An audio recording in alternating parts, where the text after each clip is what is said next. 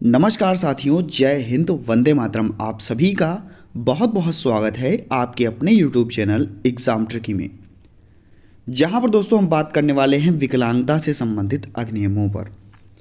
ये अधिनियम या ये एक्ट आपके लिए बहुत ही महत्वपूर्ण हैं, क्योंकि इन एक्टों से, चाहे वो आपका 1995 का एक्ट हो, चाहे वो आपका 1999 का एक्ट हो, चाहे आपका 2016 का एक्ट हो, चाहे आपका 1992 का हो, तो ये जितने भी एक्ट आपके लिए हैं इतने इम्पॉर्टेंट हैं। इनसे कहीं ना कहीं से आपके पेपर में ज़रूर पूछा जाता है। या तो फुल फॉर्म पूछ देगा, या तो पूछ देगा कि इनमें कौन कौन सी दिव्यांगताएं हैं, कितनी दिव्यांगताएं हैं। तो इन सभी से संबंधित जानकारी एक शॉर्ट वीडियो में हम समझने वाले हैं। वीडियो को बहुत ध्यान से देखिएगा, बहुत ही छोटी 8 से 10 मिनट की वीडियो होगी आपकी। और अगर आप इन 10 मिनट की वीडियोस को देख रहे हैं तो ये मान के चलिए 5 नंबर आपको यहीं से पक्के हो जाएंगे। तो दोस्तों शुरू करते हैं आज का वीडियो। और अगर आप हमारे चैनल पर पहली बार विजिट करें, देखिए लाल लाल नीचे लिखा होगा सब्सक्राइब कर लीजिएगा क्लिक करके, और उसके बाद में ऑल का ऑप्शन आएगा नोटिफिकेशन के लिए। जैसे ही आप बेल आइकन प्रेस करेंगे, नोटिफिकेशन के लिए ऑल का ऑप्शन आएगा, उसको प्रेस कर लेंगे। जितने भी हमारी वीडियोस हैं सबका नोटिफिकेशन आप तक पहुंचता जाएगा। बहुत सारे स्टूडेंट्स जुड़े तो हैं, लेकिन उन्होंने अभी तक चैनल को सब्सक्राइब नहीं किया है और उनके पास वीडियो समय से नहीं पहुंच पाती। तो आप लोग ऐसा बिल्कुल भी ना कीजिएगा, सब्सक्राइब कर लीजिएगा, और जब आपका काम निकल जाए तब आप इसको अनसब्सक्राइब कर दीजिए। उसमें कोई दिक्कत नहीं है। जब तक आपका काम है तब तक आप चैनल पर रुक सकते हैं और अपने परिवार को बहुत अच्छा और उम्दा बना सकते हैं। तो अब हम बात करते हैं भारतीय लुनासी एक्ट। कभी कभी फुल फॉर्म पूछ देता है ILA, या कभी कभी आपसे प्रैक्टिकल एग्जामिनर पूछ देगा भारतीय लुनासी एक्ट, यानी कि इंडियन लुनासी एक्ट कब आया। तो आप तुरंत बताओगे सर ये आया आपका 1992 में। और ये एक्ट मान के चलिए कि दिव्यांगों के लिए सबसे पहला एक्ट। और यहाँ पर क्योंकि आप सभी को पता है कि कभी भी हम अगर पहली बार चीज़ों को बनाते हैं तो उतनी बेहतर ढंग से नहीं बना पाते। उसके बाद में क्या हुआ कि बहुत सारी हमारे देश में विपदाएं आई। तो बहुत दिनों के बाद में एक एक्ट आया जिसका नाम है मानसिक स्वास्थ्य अधिनियम। अब सोचिए 1912 के बाद में 1987 में एक्ट आपका आया। कितने अरसों के बाद में दिव्यांगों के लिए कुछ सोचा गया। मानसिक स्वास्थ्य अधिनियम, mental health act, MHA full form पूछ देता है। तो ये आपका आया 1987 में। अब भाई अपडेट करने की ज़रूरत ही थी, क्योंकि दिव्यांगता का स्तर बढ़ता जा रहा था और दिव्यांगों की तरफ कोई ध्यान नहीं दे रहा था। तो जब 1981 में दिव्यांगजनों के लिए, 1991 में दिव्यांगजनों के लिए जब अंतर्राष्ट्रीय वर्ष घोषित किया गया था, तभी से जो दिव्यांगजन थे उनकी कमियां, किस प्रकार से उनको आगे बढ़ाया जाए और उनका विस्तार कैसे किया जाए, उनको प्रशिक्षण के लिए पुनर्वास केंद्र, प्रशिक्षण के लिए मानव संसाधन कौन कौन से उनको दिए जाएं और उनका कैसे प्रशिक्षण कराया जाए, इन सभी चीज़ों पर बात हो रही थी। तभी 1987 में एक एक्ट आया। और उसके पहले 1987 के पहले 1986 की अगर हम बात करें तो 1986 में जो था भारतीय पुनर्वास परिषद, यानी कि RCI, भारतीय पुनर्वास परिषद, कहा गया कि भाई हम एक भारतीय पुनर्वास परिषद बनाएंगे, रिहैबिलिटेशन काउंसिल ऑफ इंडिया बनाएंगे, जो पूरे भारतवर्ष में कार्य करेगी ये संस्था। तो 1986 में इसके गठन का निर्णय लिया गया। भारतीय पुनर्वास परिषद के गठन का निर्णय कब लिया गया? 1986 में। और आपका भारतीय पुनर्वास परिषद कब आया? तो आप कहोगे सर 1992 में इसमें कार्य होना प्रारंभ हुआ। इसीलिए हम कहते हैं भारतीय पुनर्वास परिषद या रिहैबिलिटेशन काउंसिल ऑफ इंडिया। जब भी इसके मुख्यालय की बात आती है तो आप कहते हो सर नई दिल्ली में इसका मुख्यालय है। तो ये जब एक्ट आया और भारतीय पुनर्वास परिषद का गठन किया गया तो आप सभी को पता है कि भारतीय पुनर्वास परिषद भारत का एकमात्र ऐसा परिषद जिसमें हम कह सकते हैं कि जितने भी दिव्यांगजन, चाहे वो डिप्लोमा वाले हों, चाहे वो डिग्री वाले हों, चाहे पोस्ट ग्रेजुएशन के लिए दिव्यांगता, और जितने भी हमारे प्रशिक्षण संस्थान हैं, इन सभी की मान्यताएं और इन सभी से डिप्लोमा, डिग्री, ग्रेजुएशन, ये सभी जो कार्य करने की एकमात्र संस्था भारत में भारतीय पुनर्वास परिषद बनाई गई। आरसीआई का फुल फॉर्म भी आपसे पूछ देते हैं, ये कहाँ है ये भी आपसे पूछ देते हैं।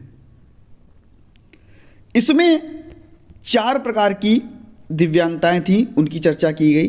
पहले क्या होता था, पहले केवल दिव्यांगताओं की ही बात होती थी कि चलो भाई ये दिव्यांगता है, और इतना ज्ञात भी नहीं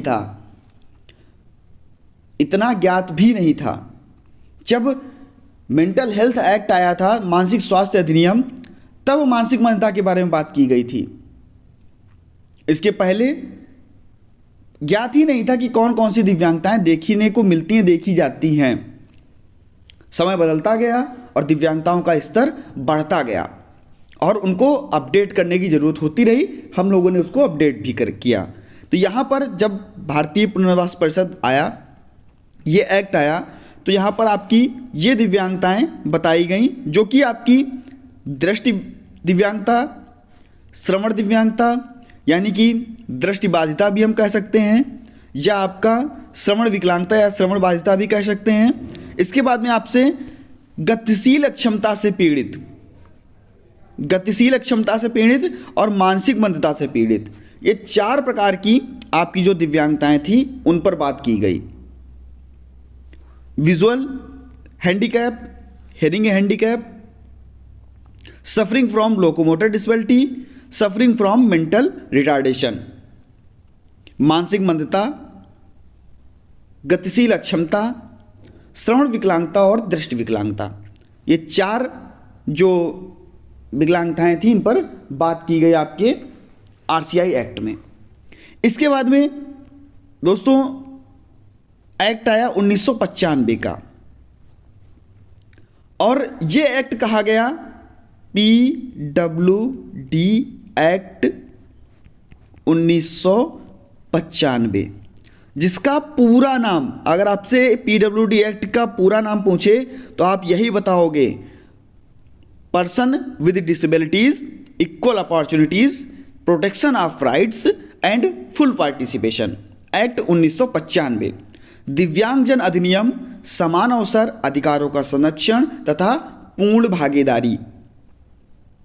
ये एक्ट जब आया तो भैया ये 1995 में आया, और अभी तक हम लोग कितनी 4 दिव्यांगताएं पढ़ते थे, केवल और केवल 4 दिव्यांगताएं।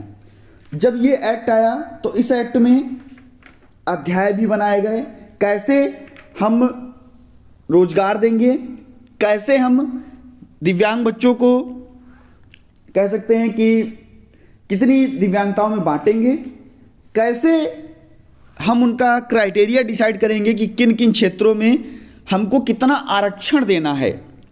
आरक्षण की बात भी इसी में की गई, कितना आरक्षण देना है, किन किन केंद्रों पर, चाहे वो आंगनवाड़ी केंद्र हो, चाहे वो स्वास्थ्य केंद्र हो, किस प्रकार से हम जनता को जागरूक बनाएंगे और शिक्षित करेंगे,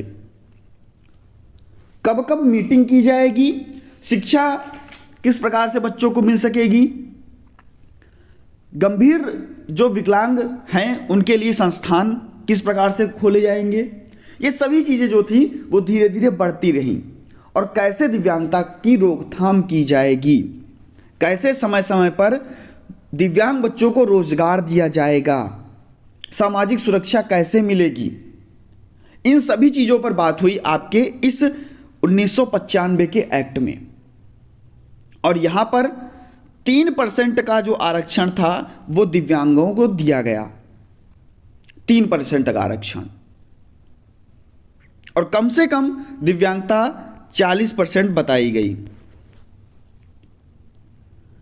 इसमें जो 7 प्रकार की दिव्यांगताएं, कभी पूछेगा पीडब्ल्यूडी में कितनी दिव्यांगताएं, तो आप कहोगे सर 7 प्रकार की।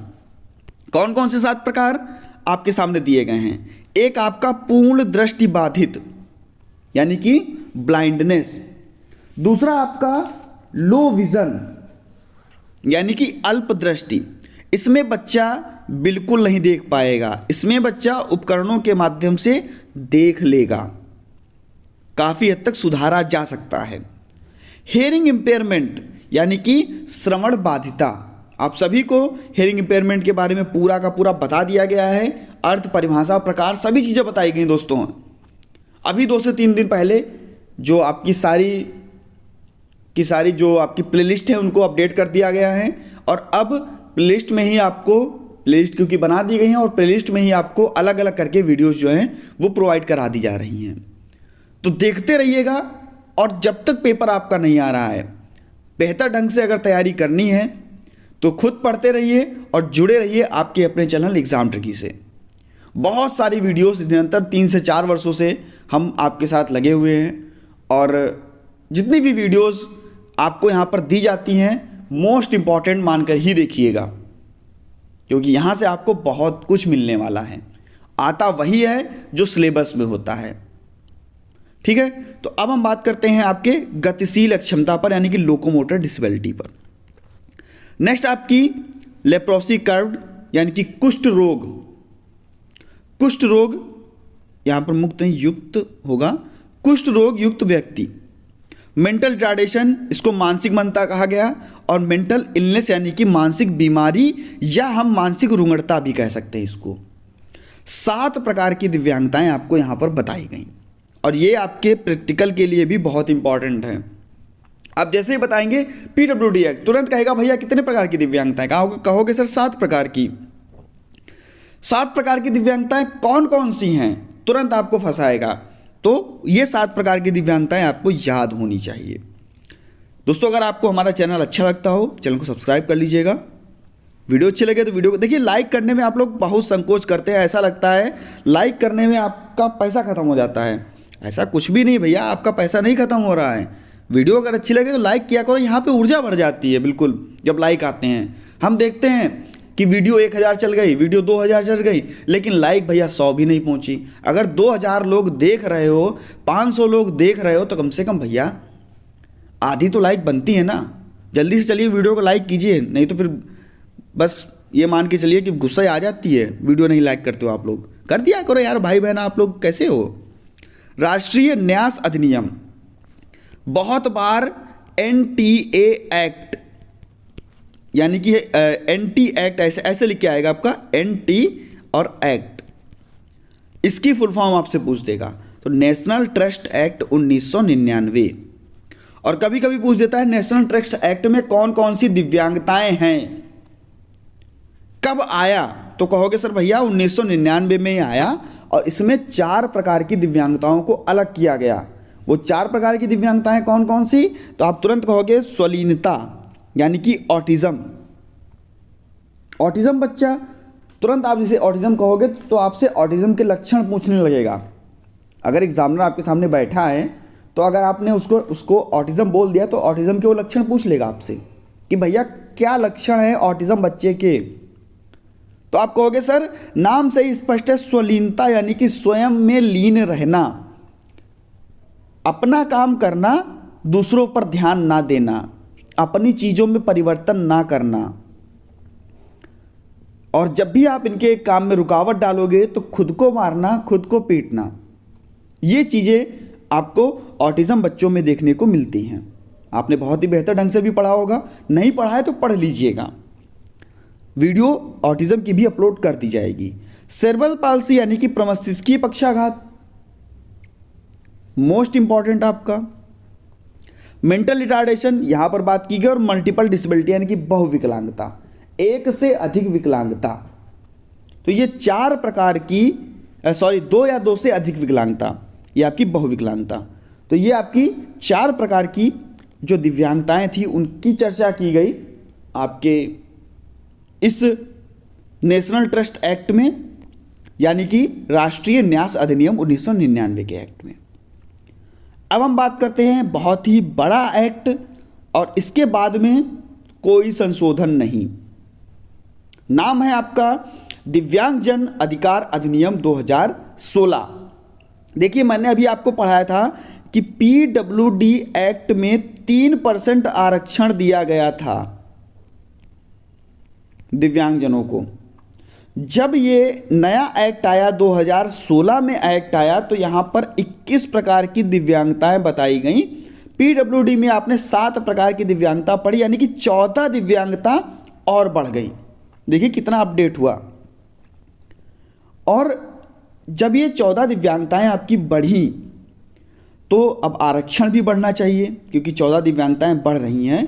तो ये आरक्षण जो है था 3% था पीडब्ल्यूडी में, और आरपीडब्ल्यूडी जब आया आपका, तो ये आरक्षण बढ़ा करके 4% कर दिया गया। अब दिव्यांगों को 4% का आरक्षण दिया जाएगा 2016 के एक्ट के अकॉर्डिंग। तो यहां पर आपकी 21 प्रकार की दिव्यांगताएं बताई गई। अभी तक आपने केवल 7 प्रकार की दिव्यांगताएं पढ़ी थी, अब आपको 21 प्रकार की दिव्यांगताएं पढ़नी है, जिसमें आपको ब्लाइंडनेस यानी कि पूर्ण दृष्टि बाधित, low vision, leprosy curved, locomotor disability, और ये एक दिव्यांगता आपकी बढ़ी जिसको हम बोलते हैं बौनापन। बौनापन की जो ये दिव्यांगता थी, ये आपकी बढ़ गई। और बौनापन की जब दिव्यांगता बढ़ी, तो यहां पर एक दिव्यांगता आपकी ये बढ़ी बौनापन की। बौनापन में 4 फुट और 10 इंच या 147 सेंटीमीटर से अगर व्यक्ति कम का है, तो ये बौनेपन में गिना जाएगा, ये कहा गया। इसके बाद में इंटेलेक्चुअल डिसेबिलिटी। अब हम मेंटल रिटार्डेशन का नाम बदला गया, यानी कि मानसिक मंदता का नाम बदला गया, और कहा गया कि अब हम इसको कहेंगे बौद्धिक अक्षमता। इसके बाद में सेरेब्रल पाल्सी, आपकी मेंटल इलनेस यानी कि मानसिक बीमारी। ये दिव्यांगता आपकी बढ़ाई गई स्पेसिफिक लर्निंग डिसेबिलिटी, जिसमें आप सभी को पता है कि डिसलेक्सिया, डिस्ग्राफिया, डिस्फेजिया, डिस्कैल्कुलिया ये सभी आते हैं। स्पीच एंड लैंग्वेज डिसेबिलिटी, वाणी और भाषा विकार, ये बढ़ाया गया आपका। हेयरिंग इंपेयरमेंट आपका पहले था ही, ये आपकी बढ़ाई गई मस्कुलर डिस्ट्रॉफी, यानी कि मांसपेशीय दुर्विकार। मांसपेशीय दुर्विकार में बच्चों की जो अस्थियां हैं वो कमजोर हो जाती हैं, उनमें गतिशीलता नहीं रहती और बहुत ही दयनीय स्थिति हो जाती है बच्चे की।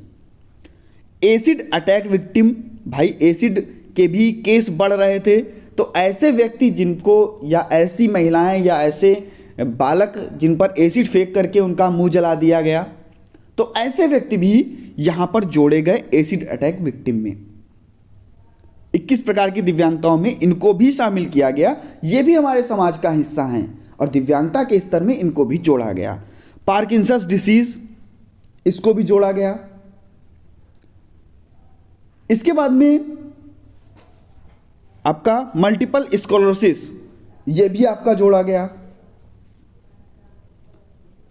अब मल्टीपल स्क्लेरोसिस में क्या होता है, जो दिमाग की रीढ़ की हड्डी होता है उसमें समन्वय करने में परेशानी होती है, ठीक है, तो ये आपका जोड़ा गया। पार्किंसंस में मैंने आपको नहीं बताया, तो पार्किंसंस में क्या होता है, हाथ पैर की जो मांसपेशियां होती हैं उनमें जकड़न देखने को मिलती है।